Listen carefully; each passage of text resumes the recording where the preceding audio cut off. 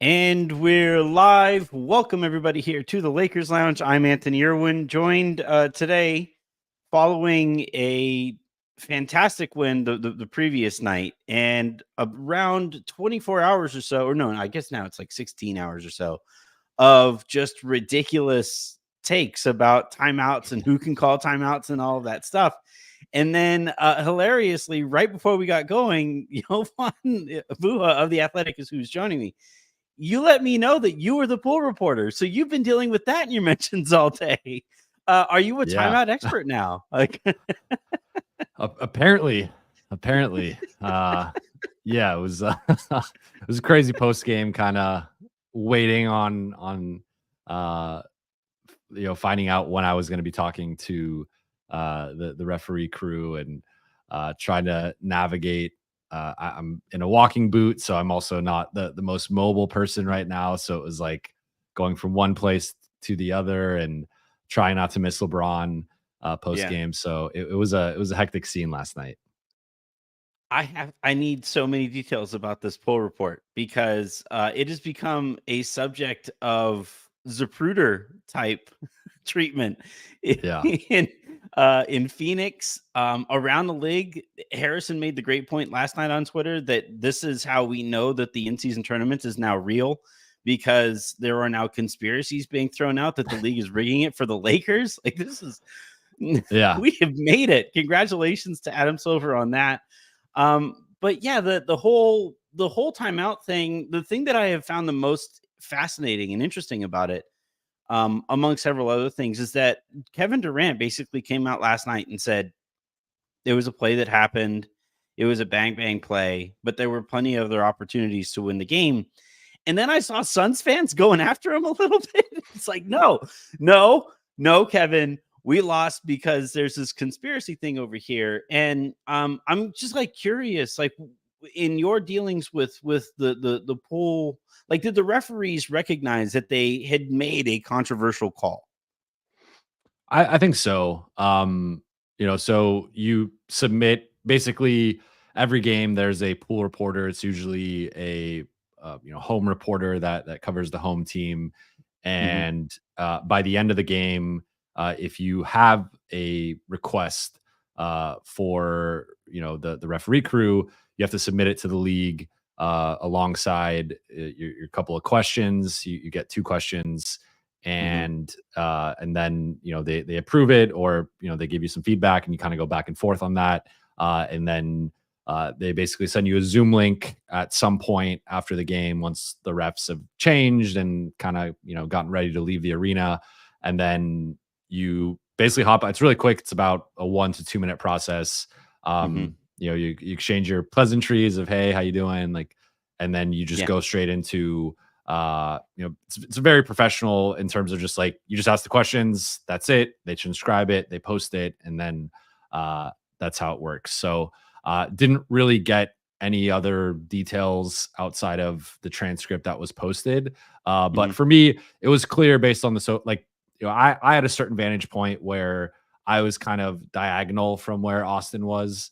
We Mm. sit on the opposite end of where the Lakers bench is, so it was kind of right in my purview, and uh, so it happened so quickly that in the moment you can't really tell, what was the ball loose or was it still in his hands, or whatnot. But of course, Yeah. you see the social media reaction. So at that point, I was talking with some of the other beat reporters, and we decided that, despite maybe us not needing the pool report, it was the right thing to do, at Yeah. least for the Phoenix side, in terms of asking the questions. So I basically just asked, what, or why were the Lakers awarded a timeout when it appeared they did not have possession of the ball, at least Hmm. initially. And then the second question was, who was awarded, or who called the timeout that was awarded, and they said LeBron. So just had to cover my basis and ask those two questions. But it was kind of crazy because to me, it's probably the biggest pool report of the season given the stakes and everything. So for it to be my first one, was kind of nerve wracking. And again, like, this has been an insane season for you, right? You hurt your Achilles heading into the season, so you're dealing with that. Like, when do you find out you're the poll reporter for that? Like, what, like, is that something you know going into the game? And then Yeah. if that is something you know going into the game, you just like hope, like from now on, you got to be, please don't make a controversial call that I have to ask That's about, what I was please. that's what I was hoping for. So I was actually the pool reporter for back-to-back games. I was the pool reporter for the Houston game as well, Mhm. and there was a moment there where I was wondering, like, do I request a pool report on the Ime Udoka LeBron situation? But Yeah. I didn't think the refs weren't going to share what was said, so it was kind of Yeah. pointless to me.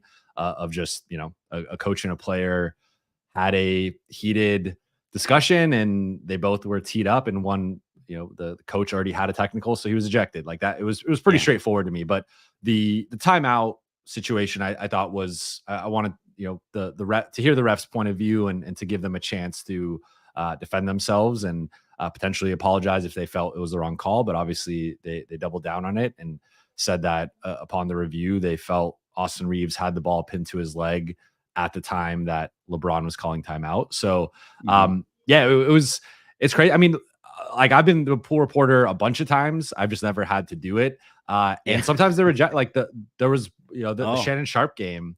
Mm. I was actually the pool reporter for that one.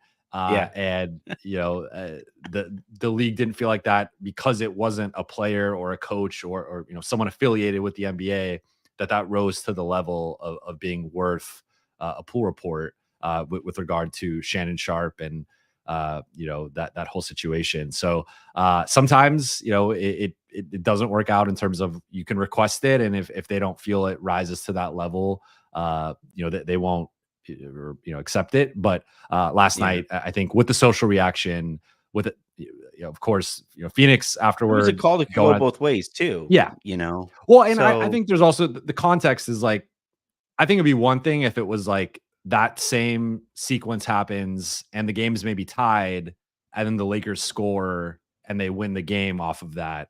And then you could directly point to that as being like a turning point. Whereas, like, yes, it did kind of seal the game for the Lakers, but Phoenix would have still had to have scored to tie the yeah. game. And then it likely would have, I mean, they could have made a three, but they make a layup or they score a two.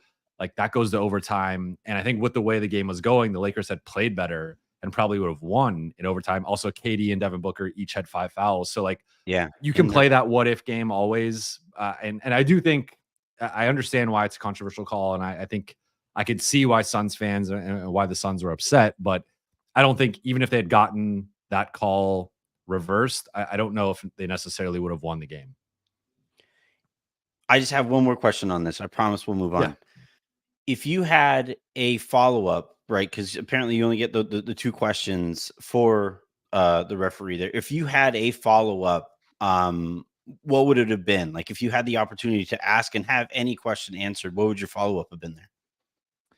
It's a good question. I honestly don't know. I felt like the main question to me was why they awarded the Lakers the timeout. Mhm. Um, I think depending on where you stop the footage, like my sense is when I think LeBron's calling it as Austin still has possession, but when the Yeah. ref actually calls the timeout, the ball is loose, and that's Yeah. kind of a gray area of like if you're calling The time, like, time is it the between, yeah. exactly? Is it the moment that you're calling the timeout and where's the ball, or is it, human error, human processing? LeBron's calling timeout. You're trying to maybe look at what's happening with Austin and LeBron at the same time, and that like half second that you wait to reward the timeout, all of a sudden the ball's pop loose, and now optically it looks really bad. Like I get Right. totally optically, I can see like why it's controversial, why it looks bad. But I do think if you stop it, you can see LeBron calling the timeout when Austin still has possession. But Mhm. again, I think they call it once the ball is loose. So maybe I guess my follow up would have been like that gray area of when a team is motioning for a timeout, and if you call it like a half second later, Yeah. but the ball pops loose, like, how do you determine if they have possession during that sort of gray area of like a half second? Because in that Yeah. instance, it really was a matter of milliseconds. Well, because I feel like so when a foul is called and it's up against the buzzer, right?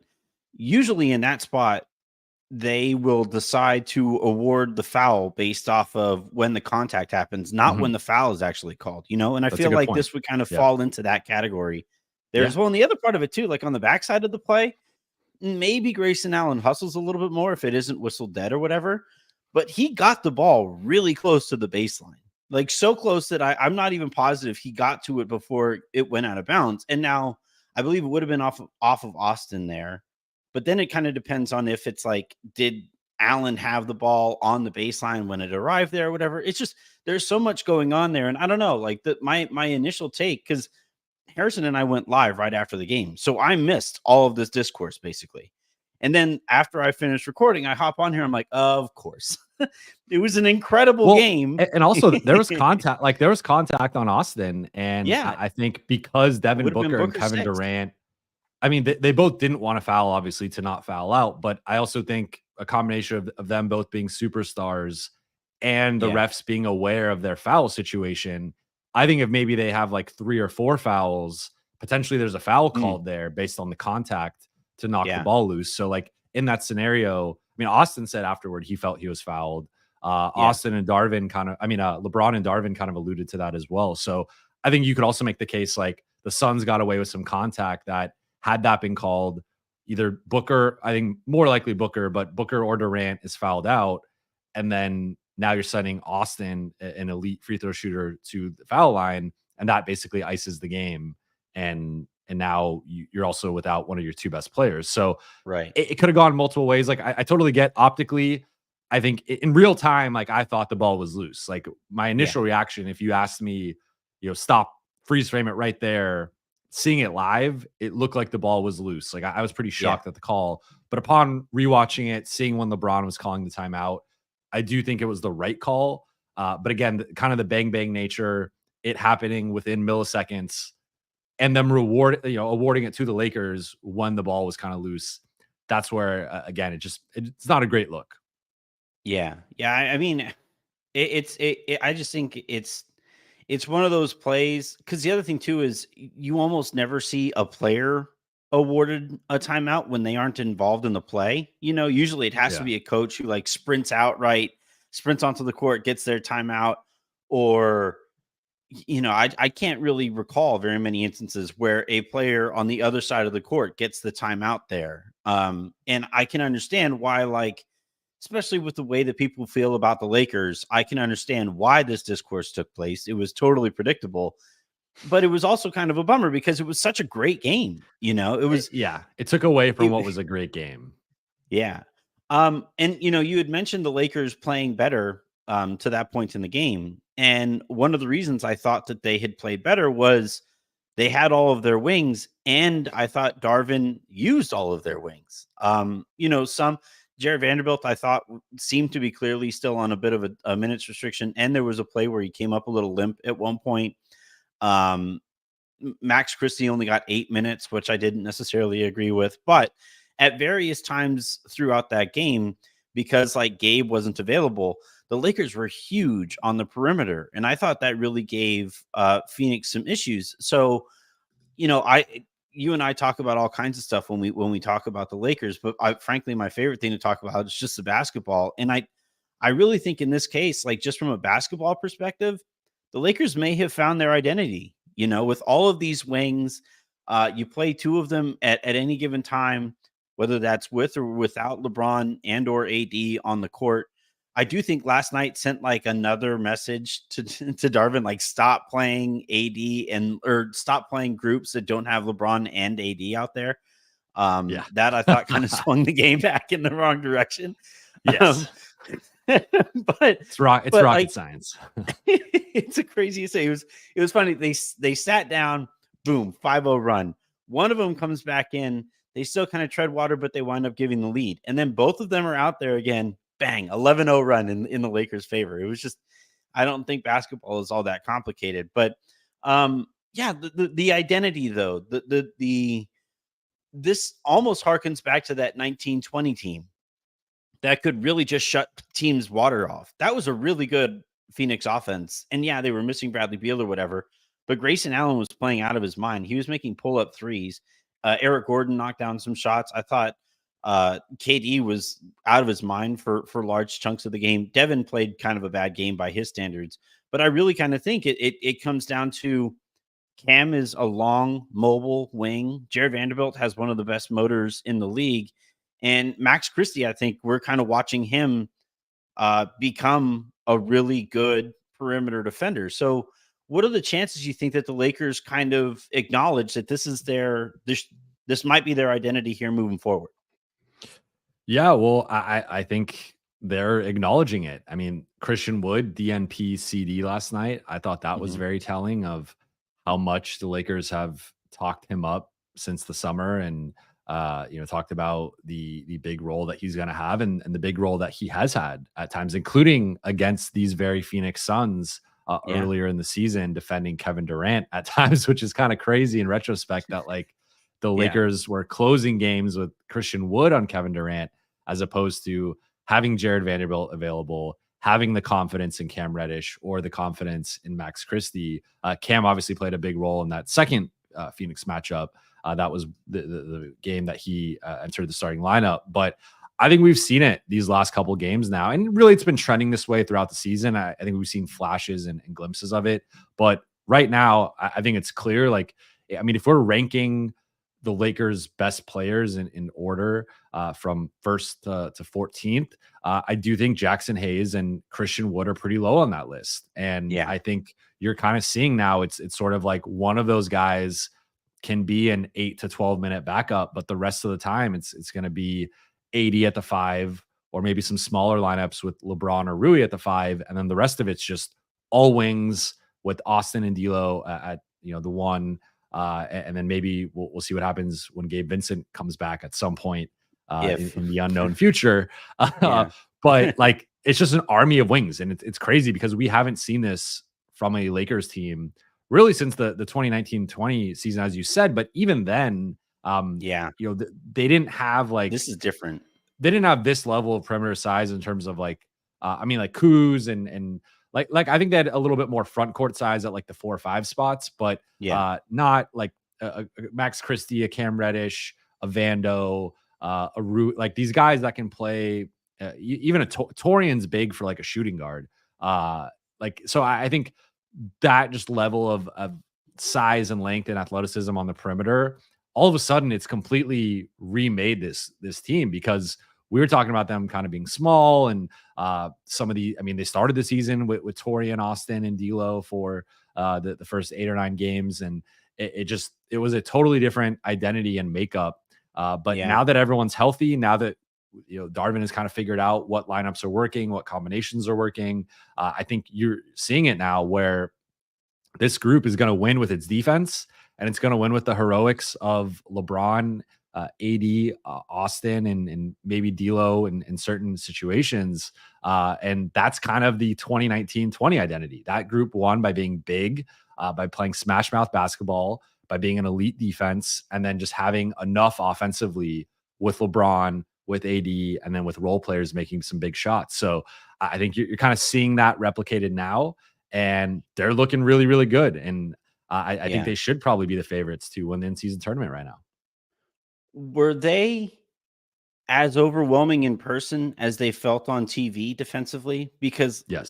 it blew me away. You just don't see teams get 24-second shot clock. The whole reason you employ Kevin Durant is so that you don't get a shot clock violation in that spot with 2 minutes left in the game. I mean, 22 team turnovers for the Suns, 7 from Booker, 5 from Durant, and they had 10 turnovers in the first quarter, which is the most. It's the highest number of turnovers a team has had in a quarter this season. Period, throughout the Yeah, whole league. So, like that's wild. that already was. I will say, like some of this to me is like Phoenix has to figure this out. Like there was an element of it of it's a Phoenix problem where like they're Yeah, struggling against traps and yes, the Lakers have size and athleticism and they're playing the passing lanes well and stuff, but like some of it was like they're blitzing Booker or Durant and they're just like throwing it to the closest guy and that's just getting intercepted because it's a bad pass or a very obvious pass. So Or Phoenix like has to D is pointing out here, like Devin Booker got trapped and literally just backed up. It was yes, an Orlovsky. He had an Orlovsky in that game. It was crazy. yeah, it was, yeah. So like I do want to say, like, I think some of this was Phoenix clearly has a ball handling offensive organization issue right now that I don't know how they're gonna, like, I think Devin Booker is improved leaps and bounds as a lead ball handler and as a playmaker, as a passer,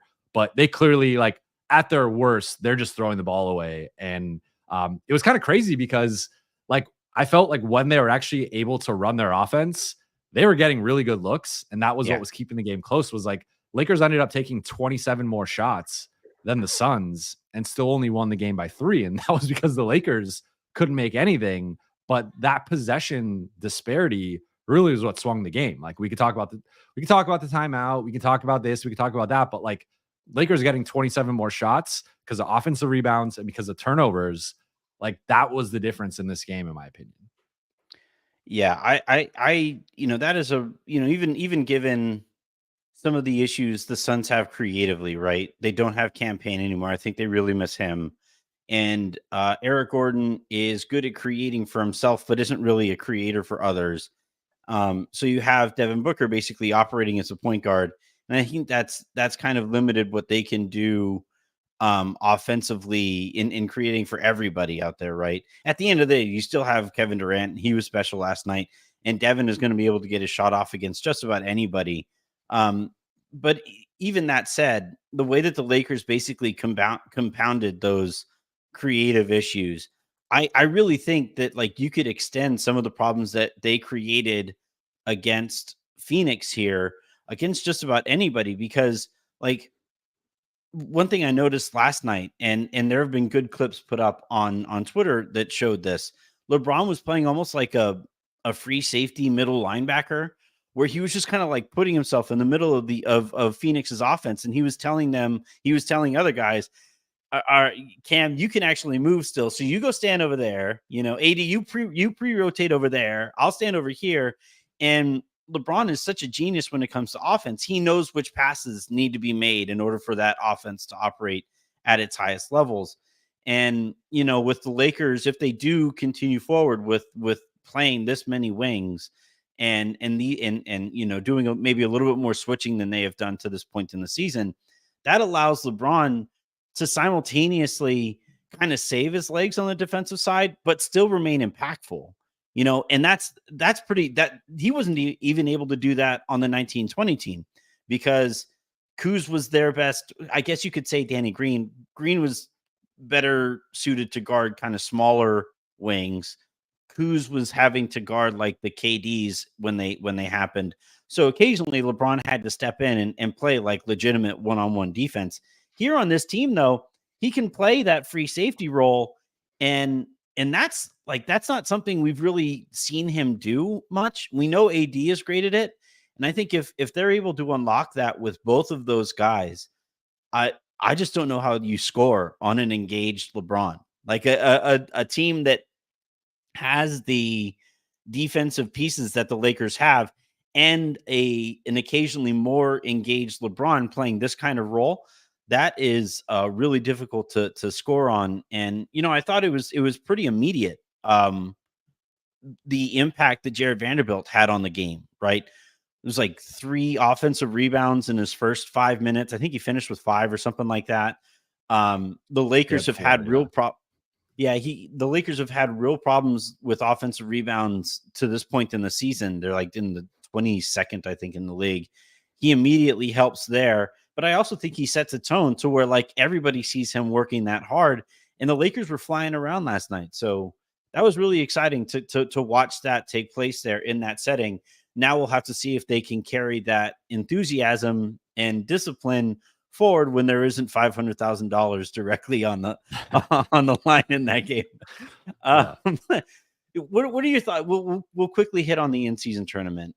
You've been in the arena. Do you have to wear sunglasses for that Lakers court? Like, is that? It is bright. It is radiating yellow all over the arena. I had a text last night, and somebody was like, uh, Yeah, what that court has done is really highlight how banana yellow the Lakers have like, because they're like a gold. They're I will purple and say gold it's is right better in there. person than it shows up on TV. I think Okay. it's ugly. It's more of like a yellow green on TV, and in person it is a little bit more of that like orangey gold. But for whatever reason, the TV cameras pick it up more as like a yellow green. Yeah. Yeah, it's just it's been an kind of an organizational shift away from the gold into banana yellow, and it, it being, this isn't a pun, highlighted on that court in the way that it is. It's highlighted. It's tough. I want to talk about Anthony Davis, because now he makes some loud mistakes there at the end of the game, some missed layups. He split the free throws that kind of kept Phoenix in it for like an extra possession or something. Um, but like, I was on All Access Lakers doing the game with the guys there, and Raj, I think it was Raj, either Raj or Shub, whoever it was, compared the Lakers with all of these wings to the Toronto Raptors, right? And they were going through the list of names of the guys that, like Pascal Siakam, Scotty Barnes, right, so on and so forth. That those guys are just so elite defensively, and then you have Jakob Pertl anchoring the defense, and he's like solid.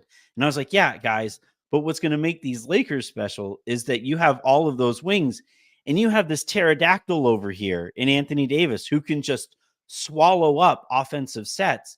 And this season, I think this is the season where we have seen the most oscillation with AD, where sometimes everybody is super high on him, other times everybody is super low on him. Last night he has 20 points and 6 rebounds at the half, and the TNT guys are like, "See, why can't you just do that every night?" And I'm like, "Shaq, you can say you can do that because you were Shaq." Like, not everybody else, nobody else was Shaq. But like, where do you stand, and where do you think the Lakers stand on AD at this point, where he does have these swings, but the defense, which is something we are terrible at analyzing, has been pretty consistent, and it's been pretty consistently elite. What do you see when you watch Anthony Davis play? Well, I think as you're alluding to, like the defensive side of the ball is just so difficult to analyze. Yeah. But to me, some of the like I mentioned some of the blitzing and the trapping and the Suns having turnovers that way. But I thought the other primary way that they had turnovers was guys just driving into the paint, seeing Anthony Davis there, and deciding Yeah. I'm not going to shoot this, and then overpassing or over dribbling, and then having the Lakers wings, rotate over, and that's when you could anticipate passing lanes, or you could knock the ball loose from somebody from behind. So like, there's all these things where that doesn't show up in Anthony Davis's block shots, that doesn't show up in his rim protection numbers. There's no like goals saved or something like a Yeah. goalie It'd be a with the fun defensive stat, metrics. right? Like But scares on a yeah, court. but I mean, to me, he'd be. I don't know if he'd be the league leader, but he'd be in that conversation of like top 3, top 5, and like there's just so many little Yeah. plays like that that. So I think the average fan will watch that, and maybe Cam comes from behind and like swipes the ball loose, and it's like, oh, Mhm. great defense by Cam. He knocked the ball loose, and yes, on the one hand that is true, but on the other hand, what allowed that ball handler, or what forced the ball handler to hesitate and to think twice about going up for the layup was Anthony Davis, and just and like Yeah. you see that kind of progressively of, I think teams kind of start with their game plan. They'll try to attack the rim, and AD will block a couple shots. He'll alter some shots, and then progressively throughout a game, they will stop attacking the rim, and they will look at, Yeah. okay, if AD's there, we are not taking this to him. Like, we are gonna kick the ball out. We'll dribble through the lane, reset. And last night, I think Phoenix had several turnovers of that variety. But I think, look, like the one knock on him has been the offensive consistency. I think it's a nuanced discussion of the Lakers can do a better job of involving him and offensive organization, running more sets for him. AD can do a better job of being more aggressive and assertive. And there's nights like last night where he just is missing shots that he normally makes, and he kind of has an off night from an offensive perspective. But overall, I don't think there's much to complain with with him. Yeah. And, I feel like it's kind of unfortunate for him because he's held to a certain standard of he's compared directly to Nikola Jokic, Joel Embiid, Giannis Antetokounmpo. And those guys, I think, are just at a different level offensively. Like, I think we just have enough of a sample size where, like, those guys are more reliable offensively. They're more involved in their offenses. And on a night-to-night basis, those guys are going to give you more offensively. But I think AD is the best defender of the four. Like, Giannis can probably push him on that. But on a night-to-night basis, I don't think anyone has as much on their plate defensively as Anthony Davis. And, maybe I don't know, Rudy Gobert or Bam or Giannis. Like, there are some guys in that conversation, Draymond, but, like, for the most part, and especially when the Lakers didn't have their wings, a lot of their defense was just funneling everything to AD and having him clean up messes and again, be an intimidator, block shots, get deflections, and just really scare guys away from the rim. So to me, like, I think his defense is incredibly underrated, even with the people acknowledging that he's an elite defender. And then offensively, like, I think it gets a little bit blown out of proportion. Like, yes, there are some nights where he's just settling for jumpers or he's not being aggressive enough. And, like, he can be more consistent on that end. I'm not going to let him off the hook there. But also part of it is an offense issue just overall for the Lakers. And teams just aren't respecting his shot. And until he kind of figures that out, I mean, he's shooting career lows and, mid-range field goal percentage. And his jumper's been bad this season. And as long as that continues, I think there is going to be a ceiling to his offensive game. But I think people, for whatever reason, tend to focus on what he can't do versus what he can do. And what he can do is be a borderline top 10 guy as arguably the best defender in the league. Yeah, what he does defensively, and it's again, I'm and people who've been listening to me on whatever show that they have listened to me on, the idea that the Lakers can have so many wings that they can make the game defensively easier for Anthony Davis, like that actually I think is going to unlock him. Like, I thought we saw it last night where early in the game he was dunking the ball, right? He was getting the ball in these clutters and he was rising up and he was dunking, and then later in the game you saw him turn those dunks into layups. And I think that's where, when you're shooting a layup, contact is going to affect you a little bit more and you aren't going to get the call because you aren't going up as strong as you were earlier in the game. And that's where he gets those misses. But, if the Lakers are able to do a little bit better job of walling off some of that, some of that perimeter penetration that has been really kind of making him work about as hard as anybody in the league to this point defensively, maybe that unlocks him a little bit on the other side of the court, and he has a little bit more energy to make a more kind of traditional impact in ways that, like, fans can notice more, right, with him scoring and stuff like that. But yeah, I thought last night was kind of a perfect encapsulation of AD, where he was overwhelming in the first half, and then he kind of went away a little bit in the second half. But while he was going away, he was still wrecking Phoenix's defense. And the focus is always going to be on him going away offensively, when in reality, you ask anybody on that Phoenix team, hey, what's it like to try to score against Anthony Davis? And they'll tell you, that sucks. Like, this guy is a legit 7 feet tall. He can jump about as well as anybody else on the court. He has great feet, and is very good at getting down and bending his knees defensively. He's a special defensive player. And yeah, if the Lakers do stick with this wing identity, I can't wait for what that means for AD. If they do stick with that identity, and we have a few minutes here left, if they do stick with that identity, I think there are some guys that don't necessarily fit with that approach, right? D'Angelo Russell, I think is the name that has come up regardless to this point in trade talks, just because when he signed his deal, I think I have this right. When he signed his deal, he already waived his trade bonus or no trade clause or something like that. Correct. If you sign a 1+1, you get an implied no trade clause, and the new stipulation with the CBA is that it used to not be waivable, but for the new CBA rules, it was waivable. He chose to waive it, which I think was kind of a wink from both sides of, like, we're going to give you more money than, because I think had he tested free agency, he probably would have just been a non-taxpayer MLE guy, which would have been Mhm. about 12, 13 million a year. So Lakers are like, we'll give you more than you can get on the open market. But as part of that, we want you to waive this no trade clause and we can move you if we decide to. That's why it's been funny all year. It's like, why do you always talk about trading D'Angelo Russell? Why do you always trade about trading D'Angelo Russell? It's like the deal he signed was to be traded. Like that's Yes. that's why.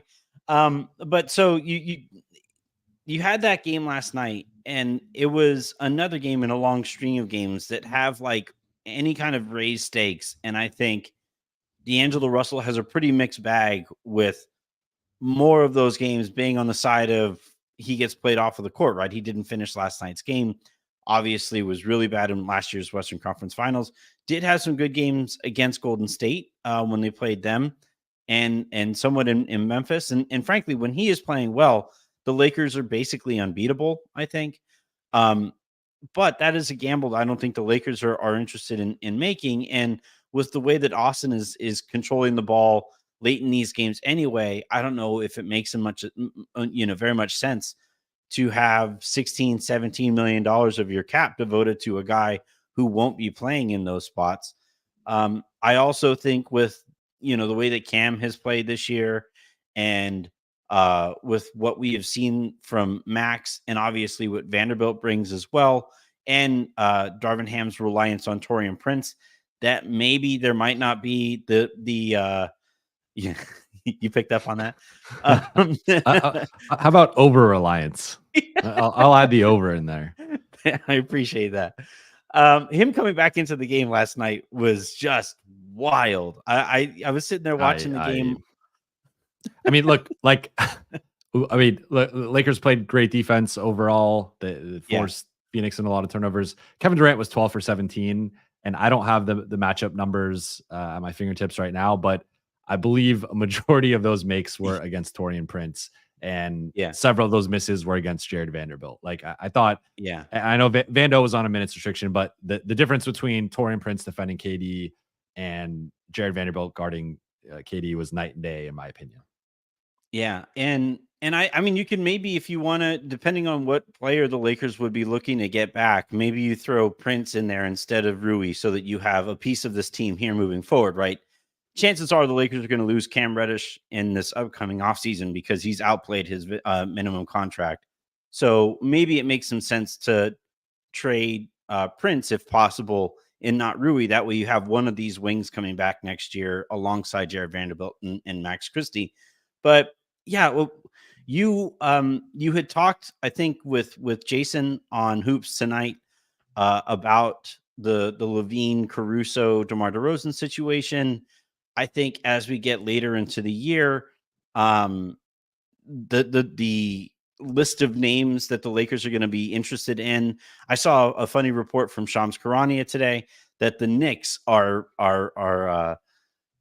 keeping an eye on the market. And it's like every single team in the league is keeping an eye on the market. But yeah, I think where do you think things stand with Russell at this point? Like, one thing I've heard some whispers about is that it has become a little too obvious that Russell is probably moving on at the deadline.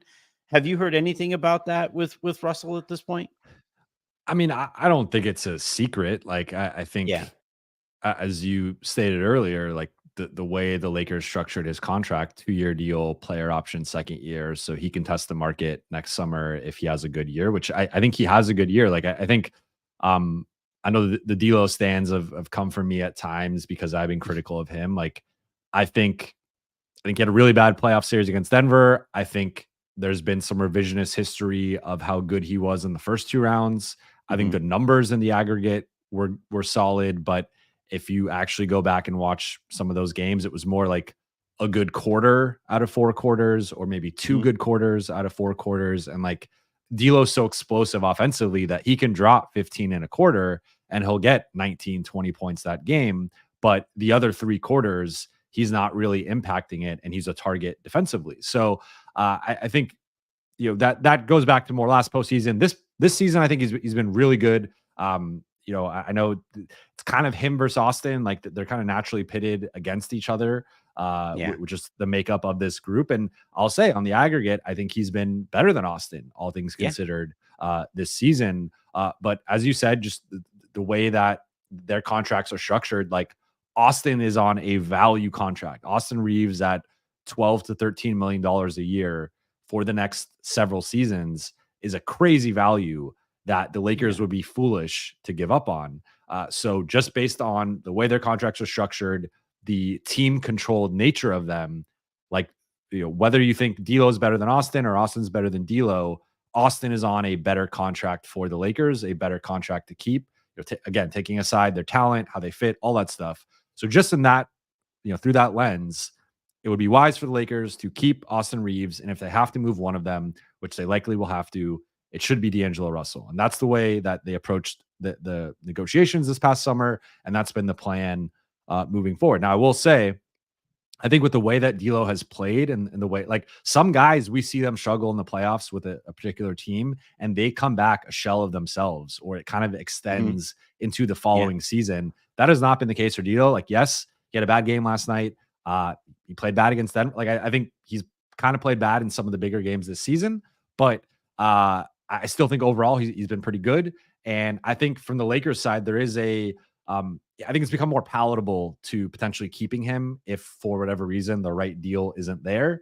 That said, I still think it's more likely than not that he is moved by the February trade deadline. And then with the Bulls stuff, like, I think it's going to be a long process for the Lakers in terms of like actually getting a deal done. Rui isn't eligible to be traded until January 15th. So if they are including him, which they might have to just based on salaries, that wouldn't be until mid-January at the earliest.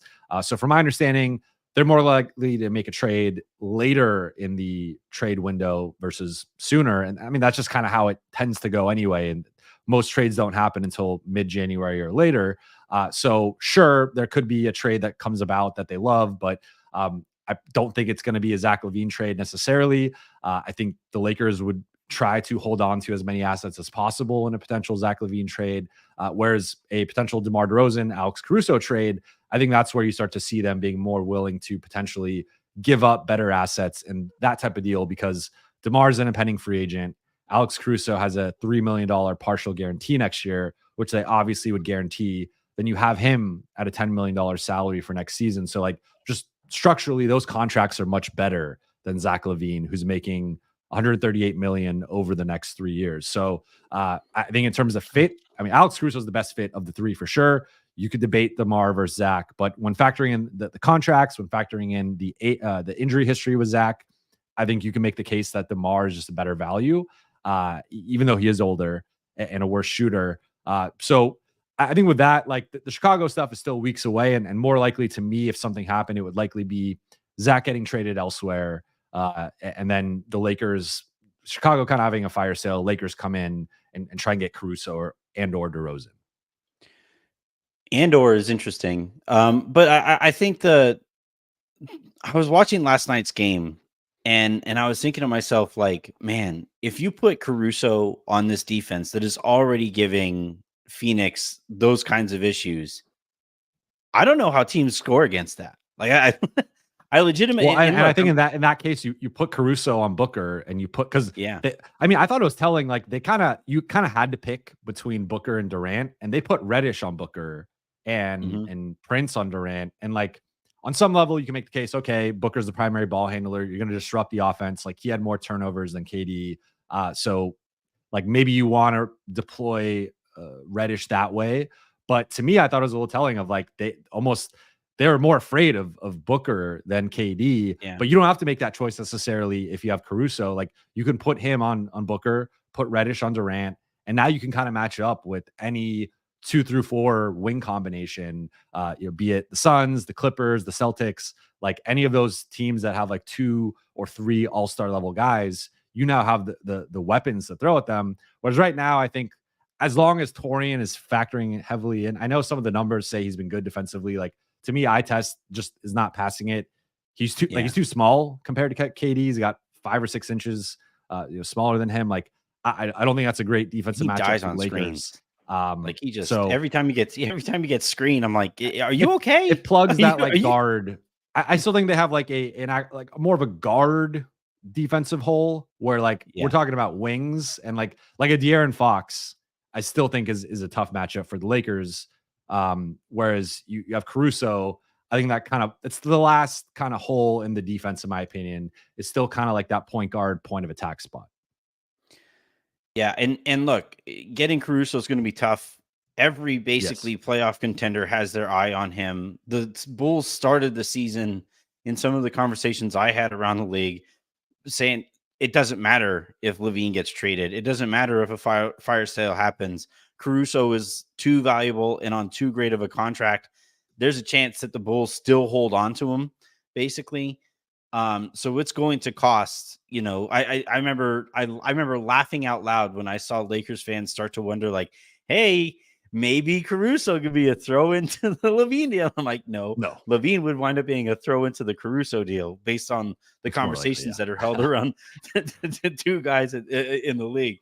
So getting him is going to be very difficult. But I do think like the last part of the Lakers' interest in Caruso would be kind of an admission of, whoops, we probably shouldn't have let that guy get away. Do you think that is something that Rob Pelinka would be interested or willing in doing? I mean, I don't want to speak for him, obviously, so I don't want to put words in his Oh, mouth. for sure. But I Yeah. do think that there's an admission. Like it's been, I think it's been a thorny topic around the organization. You talk to three different people, you're going to get three different answers, three different perspectives on how that all went down. Yeah. So I think, I mean, the best thing you could do is learn from a situation and try and Fix it. right the wrong. And it obviously, they clearly undervalued how good he was, how important he was. I think he's only gotten better since then. And as you're saying, like I think he's the type of guy that you can plug into basically any contender, and he's going to slot in at 26 to 30 minutes a night. He can start, he can come off the bench, he can play Yeah. next to stars. He kind of reminds me of like a better version of what Patrick Beverley was when he was in Houston, of just like Mhm. that defensive minded guard who can play off the ball, do some secondary playmaking, and really just like fits perfectly next to a star wing, star ball handler. We saw how well he fits next to LeBron. I think an Austin Reeves, Alex Caruso backcourt would break the internet. It would at least break Lakers Twitter. But to your point, I mean, it's going to be a high Yeah. price. Like, two first round picks has been thrown around. I think that might be a little too high. I don't know if they're Yeah. going to get that, but like, I don't know if you're going to be able to protect a first round pick to get Alex Caruso, which is kind of a wild statement, but hey, I mean, he's one of the best defensive guards in the league, made an all defense team last year, and is going to be in the mix again this season. Yeah. It's been wild watching his ascent, right? Like I was very high on him, a few years back, and that was like a real big topic in hipster Lakers Twitter, right? Was like, hey, can we get this guy some more minutes? Like, can we see what this looks like? And none of us, I can tell you, saw first team all NBA defense in his future. Jovan, this has been an absolute blast. I want to get out of the way and make sure you plug everything that you're doing. You do great work at The Athletic. And I have been checking out the stuff that you've been doing with Tim on Hoops Tonight, but anything else specifically you want to get to? Yeah, just plug in my social handles. I'm trying to create more video content on Twitter, on TikTok, YouTube, Instagram. So at Jovan Buha on all those platforms. Uh, please be sure to check out my work on The Athletic. Recently had a 10 things, 10 observations from the first 20 games. Already several things have changed, so might be slightly outdated, but I'm trying to keep a pulse on like some of the bigger picture themes each week with the Lakers, and be so social and at The Athletic, and that's about it. Awesome. Thank you very much, man. This has been a blast. For shows closing out the week, I'll have Aaron tomorrow, and then we'll do our happy hour on Friday. So until then, and until the next time you guys hear from me, I'm Anthony Irwin saying, hey, safe travels to Vegas, man. That's, Thank you. we'll see. We'll talk to you guys tomorrow.